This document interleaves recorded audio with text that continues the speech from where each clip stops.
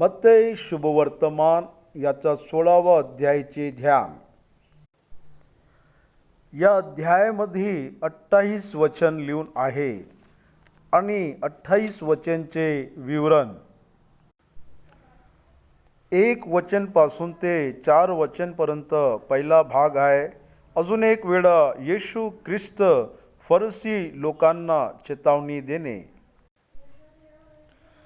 5 वचन पासून ते 12 वचनपर्यंत फरुसी आणि सदुकींचे उपदेशची तुलना खामीरसोबत येशू ख्रिस्ताने केले. येशू ख्रिस्त रोट्याविषयी बोलत या उपदेशला आपल्या शिष्याला सांगितले. 13 वचन पासून ते 16 वचनपर्यंत येशू हा ख्रिस्त असल्याची पेत्रानं दिली कबुली. येशू ख्रिस्त देवाचे पुत्र आहे असे पेत्रानं स्वीकार केले. 17 वचन पासून ते 18 वचनपर्यंत ख्रिस्त पहिल्या वेळी मंडळीच्या विषयी बोलणे. या दगडावर मी आपली मंडळी बनवणार असे पेत्रासोबत येशू ख्रिस्त संभाषण करताना. 19 वचन पासून ते 20 वचनपर्यंत स्वर्गाच्या राज्याची कुंजी तुझ्या हातामध्ये देणार याविषयी ख्रिस्तानं बोलले. 21व्या वचनमध्ये स्वतःच्या मरण व पुनरुत्थानाच्या भविष्याचे येशूचे भविष्य सांगून घेणे.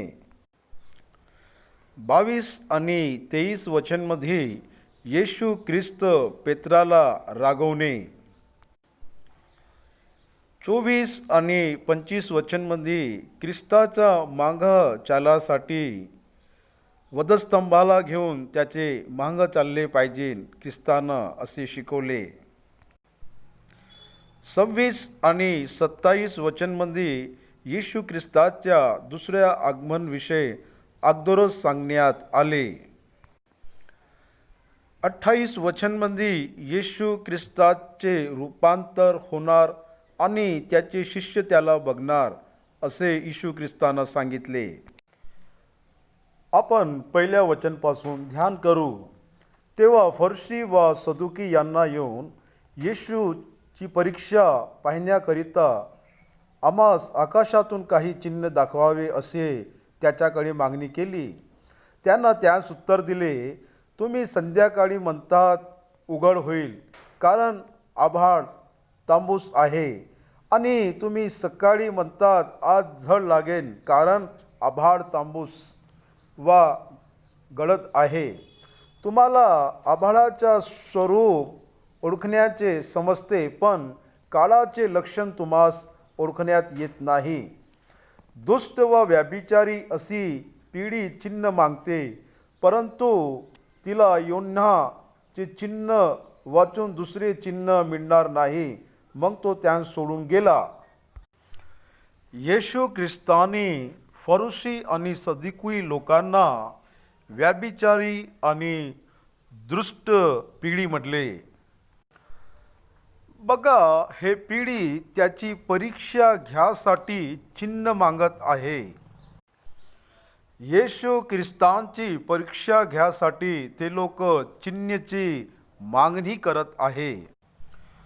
तुम्ही आकाशाकडं बघून सांगतो, पण तुम्ही काळ आणि वेळ बघून तुम्हाला समजत नाही का? याला धरून आपल्याला का समजायला पाहिजे? फरुसी आणि सदुकी लोक धर्मशास्त्राला चांगले ओळखणारे लोक होते. पवित्र शास्त्राविषयी त्या लोकाला परिपूर्ण ज्ञान होते, पण त्या लोकांना काळ आणि वेळमध्ये देवाचे वचन कसे परिपूर्ण होतो हा ज्ञान त्या लोकांना नव्हते, आणि त्या लोकांना हे माहिती करायचे प्रयत्न पण नाही केले. कारण परमेश्वरचं वचन पूर्ण होणार अशी आशा त्या लोकांना नव्हती आणि ते लोक विवेक नसलेले लोक राहून झाले. फरुसी, शास्त्री आणि सदुकी लोक या लोकांना पवित्र शास्त्राचा शोध घेतले असते का येशू ख्रिस्ताचे जन्म बेथलेहममध्ये झाले. मरियम, योसेफ, येशू ख्रिस्ताचा जन्म झाल्यानंतर ते लोक मिस्र देशामध्ये गेले आणि परत नासरतमध्ये येऊन राहू लागले आणि मरियम येशू ख्रिस्ताला जन्म दिलेले सारखे बघत होती. कन्या गर्भवती झाली आणि एका पुत्राला जन्म दिली. बेथलेहममध्ये त्याचा जन्म झाला. तिथं शास्त्राचे 2 वचन परिपूर्ण झाले. तसेच ज्ञानी लोक पूर्वे देशेकडून आले नक्षत्राला बघून तिथे देवाचे वचन परिपूर्ण झाले. तो मिस्र देशामध्ये गेला आणि मिस्र देशातून परत आला. इथे देवाचे वचन परिपूर्ण झाले. मी माझ्या पुत्राला मिस्र देशातून बोलावले हे वचन पूर्ण झाले. त्याच्या बाल अवस्थेपासून तर मोठे होतपर्यंत जितके संदेष्टानं त्याच्याविषयी प्रवचन केले ते त्याच्या जीवनामध्ये पूर्ण झाले. तो प्रवचनचे व्यक्ती आहे. ह्याच गोष्टी त्या लोकाला कळले नाही आणि येशू केव्हा येणार? येशू काळ पूर्ण झाल्यानंतर येणार. त्याच्या अगोदर योहान बाप्तिस्मा देणारा येऊन काळ पूर्ण झाला आणि तो अरण्यामध्ये जोरानं ओरडला. काळ पूर्ण झाला तेव्हा हा शब्द बोलताना यशायानं दिलेले प्रवचन ते पूर्ण झाले. काळ पूर्ण झाला आणि याचा प्रगटीकरण अरण्यामध्ये होताना त्या लोकांना या गोष्टी ग्रहण केले असले तर येशू प्रभू कोण आहे त्या लोकाला माहीत झाले असते. इतकेच नाही, तो गलिलिया प्रांतामध्ये सेवा करताना त्या लोकाला माहिती राहिले असते तर त्या लोकाला वचन माहीत राहिले असते का तो गलील प्रांतामध्ये सेवा करणार. अंधारामध्ये अंधकारमध्ये उजेड आला हा वचन तिथं पूर्ण झाले. कारण काळ आणि सूचना त्या लोकांना ओळखले नाही. आभाळाला बघून वर्षा होते का नाही ते लोक सांगू शकले, पण येशू ख्रिस्त येणार आहे या गोष्टीला ती लोक ओळखले नाही. यासाठी ते लोक विश्वास करू नाही शकले आणि यासाठीच ते लोक चिन्ह मागून राहिले. यासाठी येशू ख्रिस्तानं त्यांना सांगितले का योनाच्या विषयी तुम्हाला चिन्ह मिळेल, म्हणजे मृत्यू आणि पुनरुत्थान. ते पण त्या लोकांना विश्वास नाही करू शकले. येशू ख्रिस्ताची मृत्यू, येशू ख्रिस्ताची समाधी आणि येशू ख्रिस्ताचे पुनरुत्थान, स्वर्गारोहण मोठ्यानं याचा प्रचार यरूशलेममध्ये झाले. पण कोणताच फरुसी आणि कोणताच शास्त्री याला बघून त्या लोकांना पश्चाताप नाही केले आणि मन परिवर्तन नाही केले.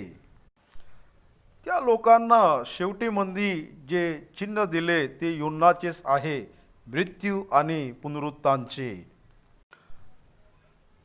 आणि आपण हे बघले तर प्रभू त्या लोकांना रागवून राहिले. विश्वास करणारे लोक चिन्ह बघतील आणि न विश्वास करणारे लोक त्या लोकाले हे भाग्य नाही.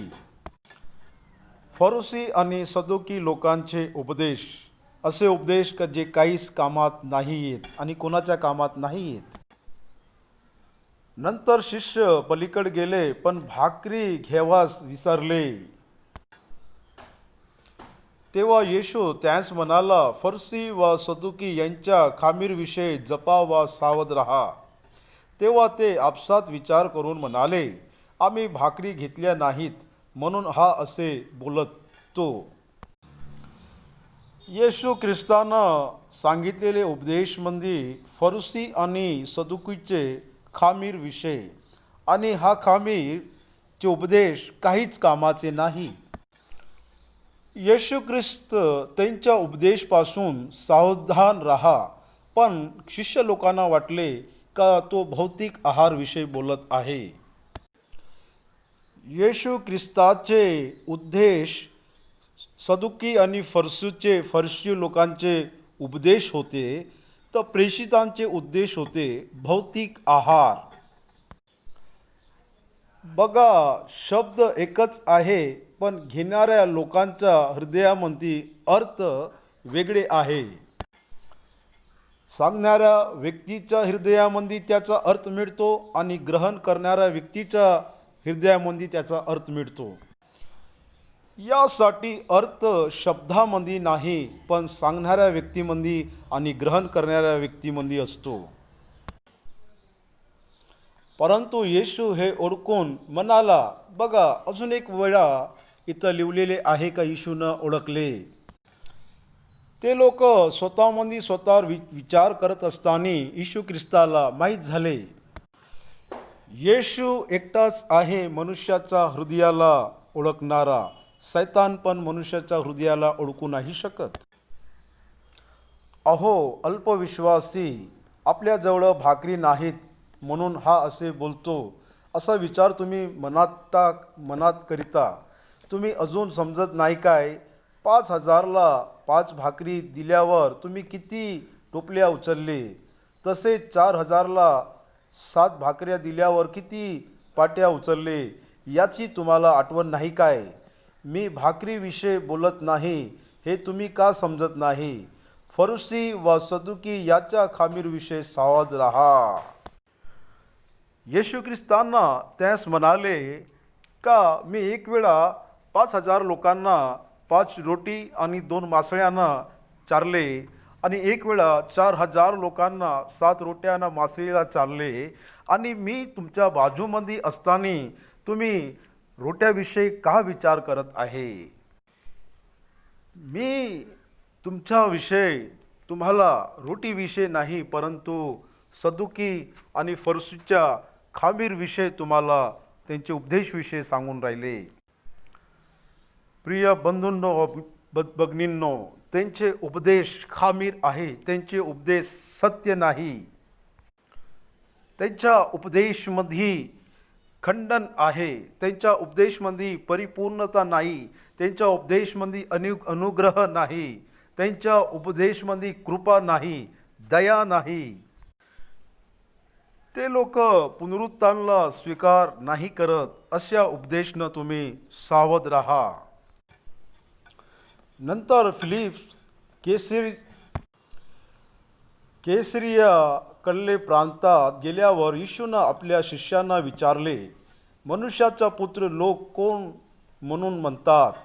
ते बोलले, कितके बप्तिस्मा करणारा योहान, कितके एलिया, कितके यिर्मिया किंवा संदेष्टाले कोणी एक असे म्हणतात. तो त्यास म्हणाला, पण तुम्ही मला कोण म्हणून म्हणतात? शिमोन पेत्रानं उत्तर दिले, आपण ख्रिस्त जीवन देवाचे पुत्र आहे. या लोकांना वचनला ग्रहण केले, काळला ग्रहण केले, चिन्हला ग्रहण केले. तर येशूनं त्याला म्हटले, शिमोन बरयोना म्हणजे पुत्र, धन्य तुझे, कारण मांस वा रक्त याने नाही, तर माझ्या स्वर्गातल्या पितानं हे तुला प्रगट केले आहे. म्हणजे त्याचा ज्ञान आणि त्याचा दिमाग नाही, पण देवानं प्रगट केले. स्वर्गामध्ये असलेल्या देवानं हे रहस्याला तुझ्यावर प्रगट केले. तसेच जे लोक मेसियाला ओळखतो ते लोक देवाला ओळखतो. देवाचं रहस्य येशू ख्रिस्तामध्ये आहे, आणि जे लोक येशू ख्रिस्ताला ओळखतो ते लोक देवाला ओळखतो. आणखी मी तुला सांगतो की तू पेत्र आहेस, आणि या खडकावर मी आपली मंडळी रचन वा तिच्या पुढे अधोलोकचे दाराचे चालणार नाही. बघा, येशू ख्रिस्त का म्हणून राहिले, तू पेत्र आहे, पेट्रा आहे म्हणजे दगड. बघा, इथे पेत्र एक लहान दगड आहे, पण येशू ख्रिस्त मोठ्या डोंगरसारखे आहे. म्हणजे पेट्रासारखे अनेक दगड येशू ख्रिस्त पेट्रावर्त आपले मंडळीचे निर्माण नाही करत. याचा अर्थ असे नाही. अनेक दगडाचा एक समूह तयार होणार आणि ते आहे येशू ख्रिस्त. पेत्र फक्त एक लहान दगड आहे आणि एक दगडाचा मोठा समूह येशू ख्रिस्त आहे. या दगडवर्त मी मंडळी बनवणार. याचा अर्थ असे आहे का येशू ख्रिस्त स्वतःवरतच मंडळीचं निर्माण करणार. यासाठी येशू ख्रिस्तानं म्हटले, पौलनं येशू ख्रिस्ताविषयी म्हटले का येशू ख्रिस्त तो नीव आहे आणि त्याच्यावरत लोक वेगळे वेगळे रीतीनं आपले घर बांधतो.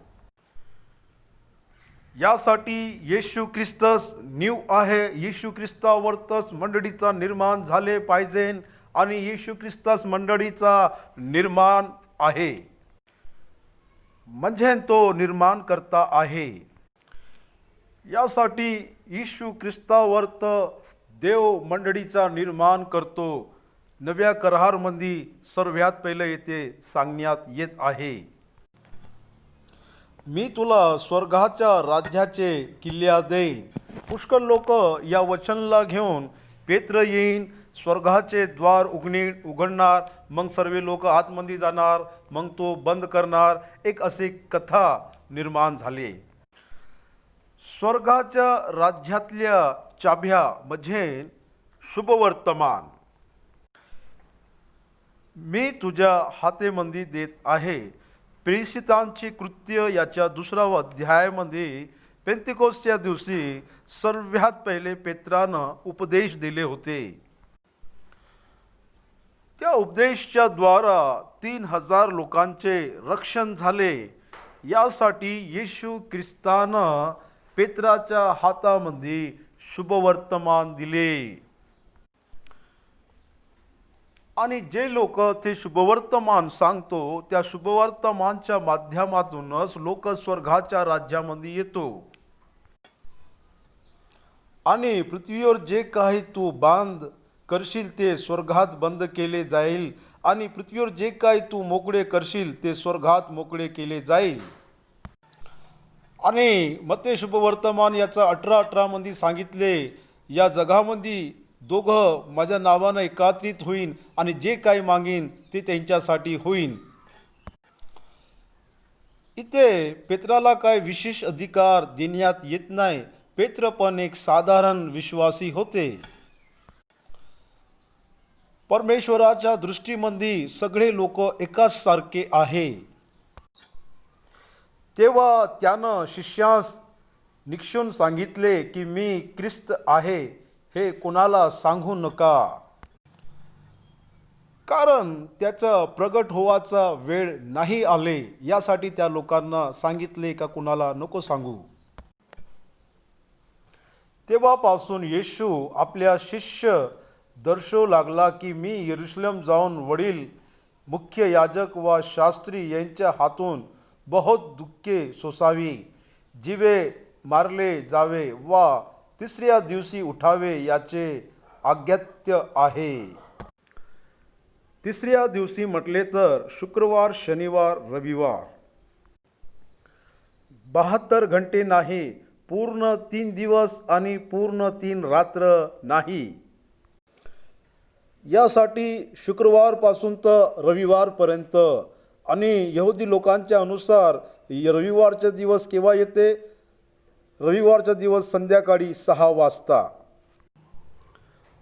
गुरुवारचा दिवस त्या लोकांचा केव्हा होतो?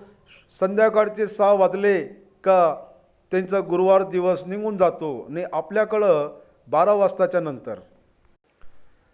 यासाठी का तो शुक्रवारला मरण पावले म्हणले तर संध्याकाळी 6 वाजता शनिवारचा दिवस आरंभ होतो, दुसरा दिवस. यहुदी कॅलेंडरच्या अनुसार संध्याकाळी 6 वाजता दिवस बदलतो यहुदी लोकांमध्ये.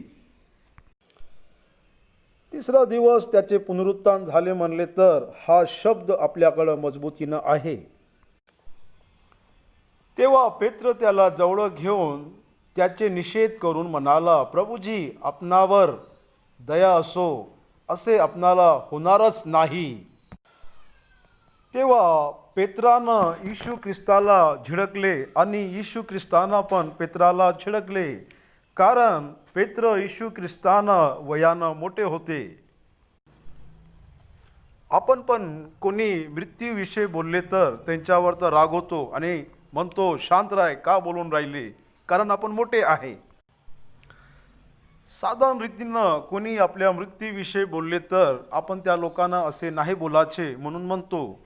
असेच इथं पेत्रानं येशू ख्रिस्ताला म्हणाले. येशू ख्रिस्त या जगामध्ये मनुष्याच्या पापासाठी आले. येशू ख्रिस्त या जगामध्ये मृत्यू होण्यासाठीच आले. येशू ख्रिस्त या जगामध्ये वधस्तंभावर चढण्यासाठी आले. येशू ख्रिस्त या जगामध्ये मानवचे तारणसाठी आले. पेत्रानं येशू ख्रिस्ताला रागवले, पण येशू ख्रिस्त याच कार्यासाठी या जगामध्ये आले होते.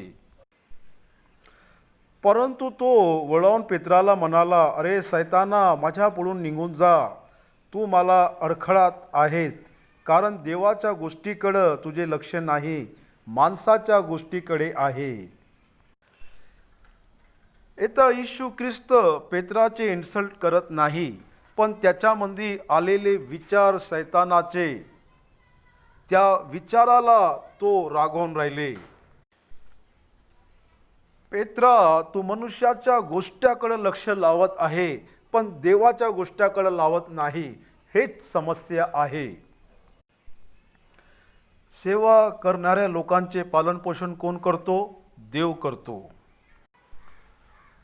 पण सेवक लोकांना वाटतो का आपण खूप मेहनत केली पाहिजे आणि खूप सक्सेस सेवा केली पाहिजे, पण आपल्या इच्छेनं देवाचे कार्य नाही होत. देवाचे कार्य देव करतो. देव आपल्या वेळेच्या अनुसार करतो, आपल्या इच्छेच्या अनुसार करतो आणि तो आपल्या कार्य आपल्या पद्धतीनं करतो. मग आपले का पात्र आहे उभे होऊन त्याच्यामध्ये भाग घेणे. बाहेरून आपण लोकांना सेवा करताना दिसतो, पण आपल्या अंतरात्म्यामध्ये तो राहून आपल्याद्वारा आपली सेवा करून घेतो. त्याची कृपा आपल्यामध्ये काम करतो. यासाठीच मी पुष्कळ सेवा करून एक गरीबसारखाच राहून गेलो. तू मनुष्याच्या गोष्टीवर लक्ष लावत आहे, पण देवाच्या गोष्टीवर नाही. आणि देवाच्या गोष्टी का आहे? येशू ख्रिस्ताची मृत्यू झाली पाहिजे. येशू ख्रिस्त वधस्तंभावर त्याचे रक्त वाहिले पाहिजे आणि त्या रक्ताच्या द्वारा मनुष्य जातीला पापाचे क्षमा मिळले पाहिजे. वधस्तंभावर सैतानाला येशू ख्रिस्त हरवले पाहिजे. पापाचे मनुष्य जातीपासून छुटकारा आणले पाहिजे. हे सर्व कार्य येशू ख्रिस्त वधस्तंभावर जाऊन करायले पाहिजे. आणि पेत्रानं रागवले म्हणून येशू ख्रिस्त त्याच्यावर रागवले. मग येशूने आपल्या शिष्यास म्हटले, माझ्या मागे येण्याचे कोणाचे मनात असेल तर त्यानं आत्मनिग्रह करावा व आपला वधस्तंभ उचलून घेऊन मला अनुसरावे. कारण जो कोणी आपला जीव वाचवण्यास पाहिल तो त्याला मुकेल, आणि जो कोणी माझ्याकरिता आपल्या जीवाला मुकेल त्याला तो मिळेल. मनुष्य सर्व जग मिळावील आणि आपला जीव गमविल तर त्याला काय लाभ होईल? अथवा मनुष्य आपल्या जीवाचा मोबदल काय देईल? सैताननं पण हे गोष्टी म्हणली का मानव आपल्या प्राणासाठी सर्वच देत असतो. मानवला हा सर्व जग मी तुला देणार, पण मला तुझे प्राण पाहिजे. तरी मानव म्हणते का नाही, कारण काऊन जीव असला तरच ना या जगाचा तो अनुभव घेणार. यासाठी प्राणापेक्षा जगापेक्षा प्राण मोठे आहे. आणि तू आपला जीव वाचवण्याचा प्रयत्न केले तर तू त्याला हरवणार. तू आपल्या प्रभूसाठी जीव हरवणार तर तो तुला परत मिळणार. याचा अर्थ काय? प्रभूसाठी मी आपले प्राण नाही देणार असे म्हणणारे लोक येणाऱ्या शेवटीच्या दिवसामध्ये त्यांचे प्राण अग्निकुंडामध्ये टाकण्यात येणार. प्रभूसाठी तू आपले प्राण हरवले तर पुनरुत्थान झाल्यानंतर तू देवासोबत निवास करणार. यासाठी भौतिक मृत्यू साधारण मृत्यू आहे.